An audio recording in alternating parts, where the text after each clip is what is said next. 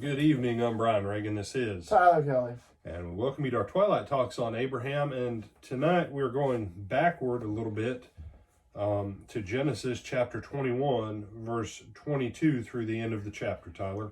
And it came to pass at that time that Abimelech and Phicol, the commander of his army, spoke to Abraham, saying, God is with you in all that you do. Now, therefore, swear to me by God that you will not deal falsely with me, with my offspring, or with my posterity, but that according to the kindness that I have done to you, you will do to me into the land in which you have dwelt.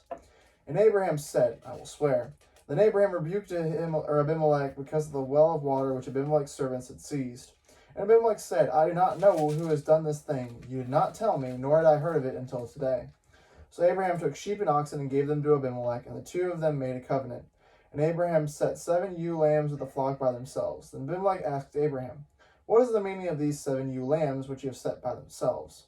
And he said, You will take these 7 ewe lambs from my hand, they may be my witness that I have dug this well. Therefore he called that place Beersheba, because the two of them swore an oath there. Thus they made a covenant at Beersheba. So Abimelech arose with Phicol, the commander of his army, and they returned to the land of the Philistines. Then Abraham planted a tamarisk tree at Beersheba, there called on the name of the Lord, the everlasting God. And Abraham stayed in the land of the Philistines many days. All right. So, a couple things going on here. First, one of the things that is to be noticed, Abimelech just, is a title. It's kind of like Pharaoh.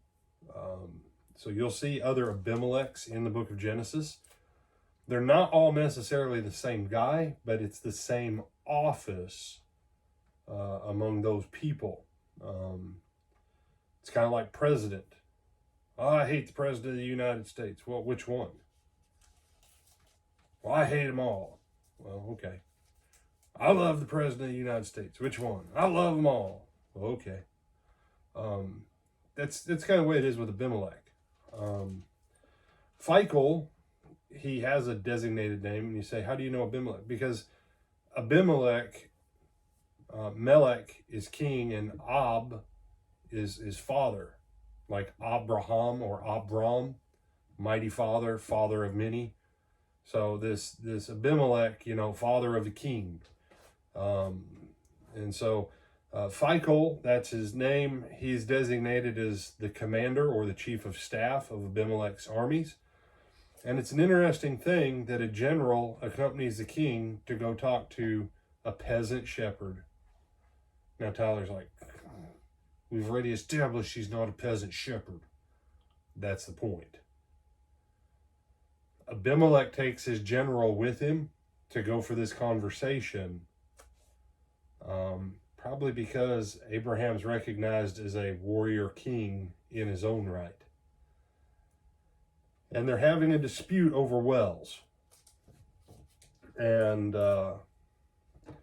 Abimelech's number one desire is to be at peace with Abraham.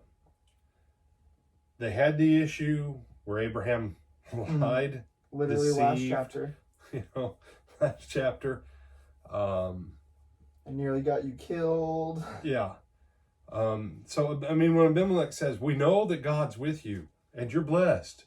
We just want to be at peace with you. He's still nervous. And as he's looking at Abraham, Abraham has a formidable business and military of his own with his sheep herding operation. Do you remember, when did we last see Abraham's army in use, Tyler? Just what main event?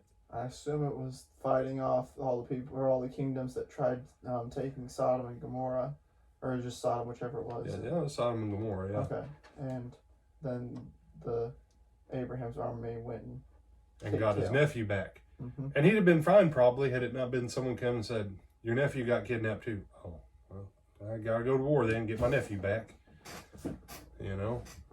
I give him the best land. He moves into town.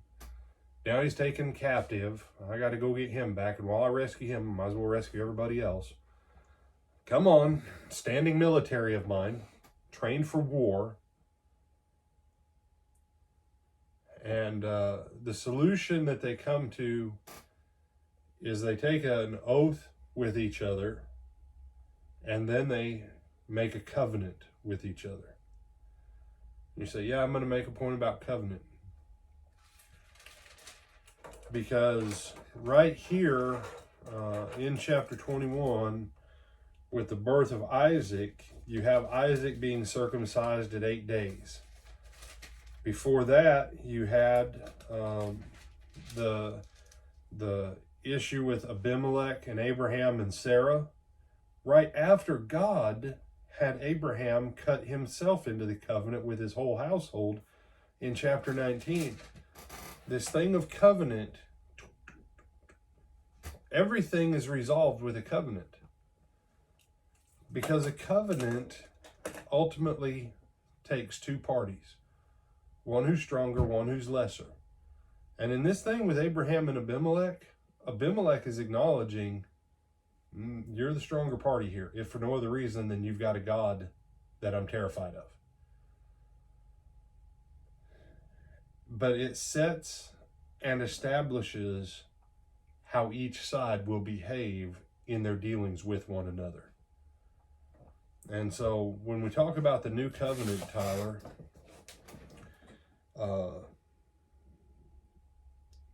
there's a lot of Christianity today that, and we've been studying James, that says, oh, don't tell me I have to be this. Oh, don't tell me I have to do that. But what do we do every Lord's Day as a memorial? Take the Lord's Supper. Take the Lord's Supper, which is a memorial of what?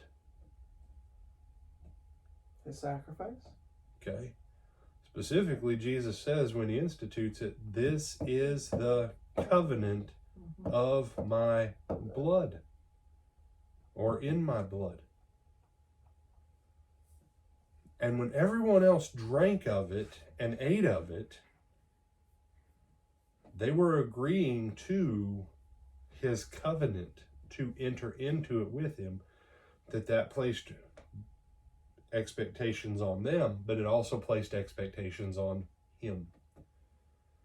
And so this covenant thing that you see throughout the life of Abraham, that you see all through the book of Genesis,